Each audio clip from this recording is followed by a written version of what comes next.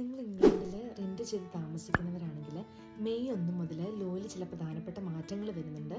ആദ്യത്തേത്, ഇനി മുതൽ സെക്ഷൻ 21 നോ ഫോൾട്ട് എവിക്ഷൻസ് ഉണ്ടായിരിക്കുന്നതല്ല. അതായത് പ്രൈവറ്റ് സെക്ടറിലുള്ള ലാൻഡ് ലോഡ്സിന് വാലിഡ് ആയിട്ടുള്ള ഒരു റീസൺ ഇല്ലാണ്ട് ടെനൻസിനെ എവിക്റ്റ് ചെയ്യാൻ പറ്റത്തില്ല. രണ്ടാമത്തേത്, ഇനി മുതൽ ഫിക്സ്ഡ് ടേം കോൺട്രാക്റ്റുകൾ ഉണ്ടായിരിക്കുന്നതല്ല. എല്ലാം റോൾ ഓൺ ബേസിസിലായിരിക്കും.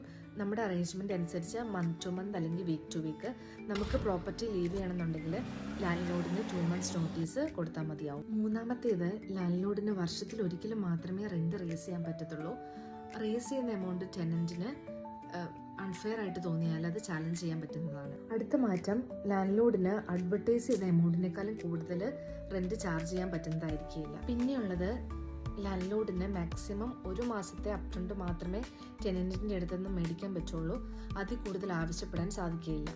മാറ്റം വരുത്തിയിരിക്കുന്നത്, ചിൽഡ്രൻ ഉണ്ടെന്ന കാരണത്താലോ ബെനിഫിറ്റ്സ് റിസീവ് ചെയ്യുന്നവരാണെന്ന കാരണത്താലോ ലാൻഡ് ലോഡിന് ടെനൻസിനെ റിഫ്യൂസ് ചെയ്യാൻ പറ്റത്തില്ല. അവസാനത്തേത്, പെറ്റ്സ് ഉള്ളവർക്ക് ഫേവറബിൾ ആയിട്ടുള്ളതാണ്. ലാൻഡ് ലോഡ്സ് റീസണബിൾ ആയിട്ട് പെറ്റ്സിനെ അലോ ചെയ്യാനുള്ള കാര്യം കൺസിഡർ ചെയ്യണം. ഈ മാറ്റങ്ങളെ കുറിച്ച് കൂടുതൽ അറിയണമെങ്കിൽ gov.uk എന്ന വെബ്സൈറ്റിൽ റെന്റേഴ്സ് റൈറ്റ് എന്ന് സെർച്ച് ചെയ്താൽ മതി.